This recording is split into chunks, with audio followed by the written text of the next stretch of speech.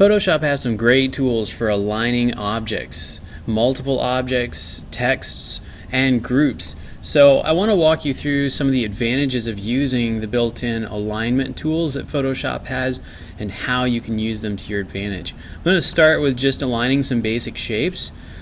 So I'm going to make a vector ellipse here, and then I'm going to actually copy that using Control J, so you'll see I have two, and I'm going to copy one more, and now I have three. A common occurrence for me is that I have multiple objects like this and I want them evenly spaced.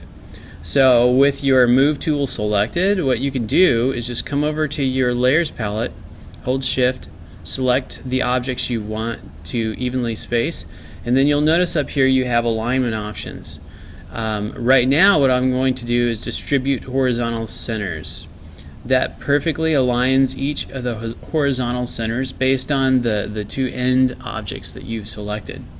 So now they're perfectly aligned. You'll notice I have several different options up here, and not all of them are actually going to make a change with the objects I currently have.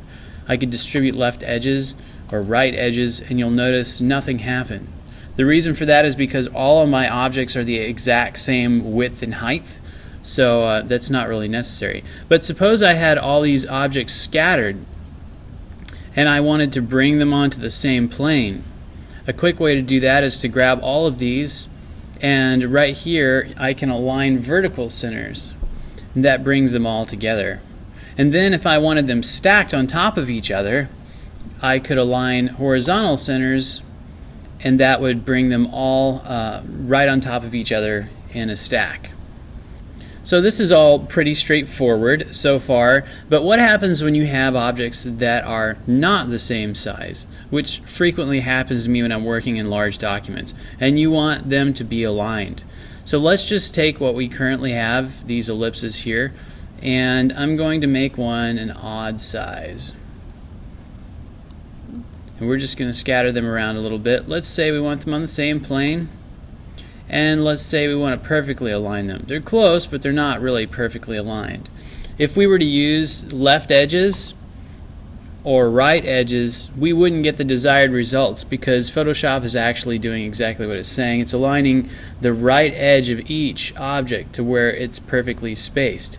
So in this case, we want to use horizontal centers, and that'll give us the perfect alignment for these multiple sized items. So if we want to stack them, we can do the same thing again, but I'm going to show you how you can use multiple rows of items and align them. So let's say you wanted a whole bunch of these dots and you wanted to align them in a pattern. I'm going to delete all but one. I'm going to put it up here, and I'm going to duplicate it to 10 instances of this item. Alright, so I'm going to go here and pull this dot to the other side of the screen. I'm going to select all of them, and then I'm going to distribute horizontal centers. You'll notice what I just did was create a perfectly aligned row of these wonderful little dots. Now, they're perfectly aligned with each other, but they're not aligned on my actual canvas. So here's a neat tip for aligning things inside of a canvas. Suppose I want an equal distance from the left and the right edge of my canvas.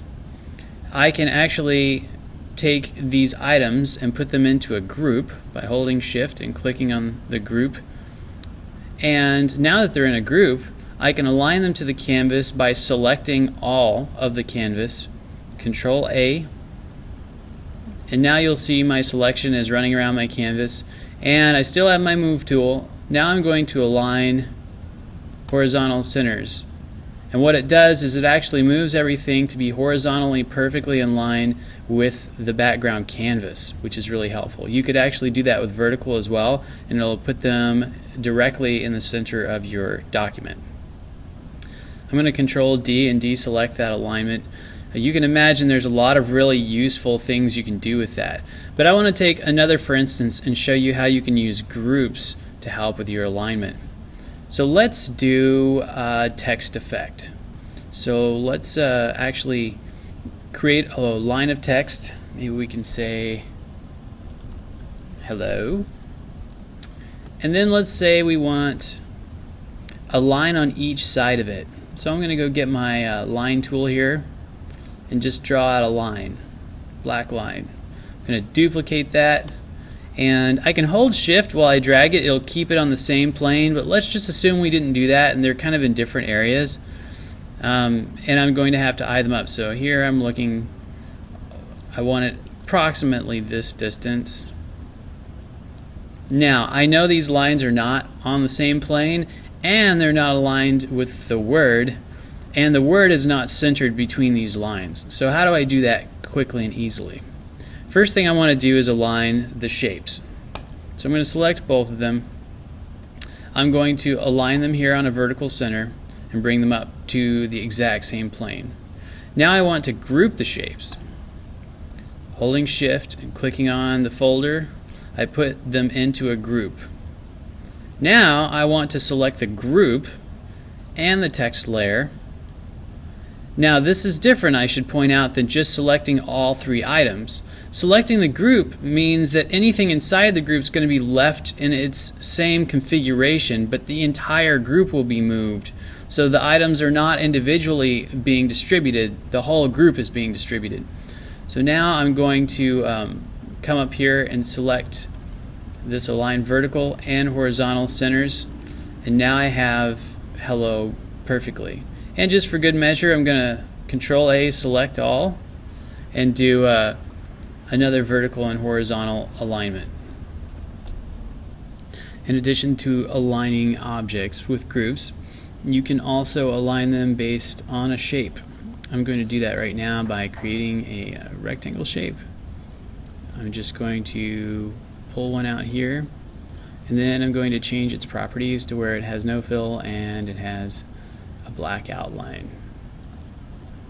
Gonna make it, actually we'll make it the same as the lines that we have. We'll make it solid.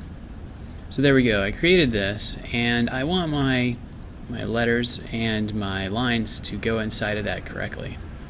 So one way I can do that, in addition to just aligning with the distribution tools, is to actually select the object I want to align inside of by holding down on Control and clicking on the object's thumbnail in my layers palette.